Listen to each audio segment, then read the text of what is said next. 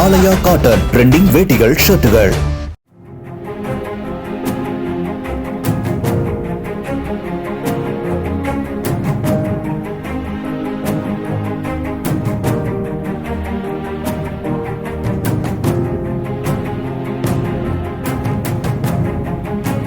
நீலகிரி மாவட்டத்தில் உள்ள வனப்பகுதிகளில் கடும் வறட்சி நிலவுவதால் காட்டுத்தீயை தடுக்கவும் வனப்பகுதிகளை பாதுகாக்கும் வகையிலும் அவலாஞ்சி முக்கூர்த்தி தேசிய பூங்கா பகுதிகளில் மலையேற்றத்திற்கு வரும் மே மாதம் வரை தடை விதித்து வனத்துறை உத்தரவிட்டுள்ளது.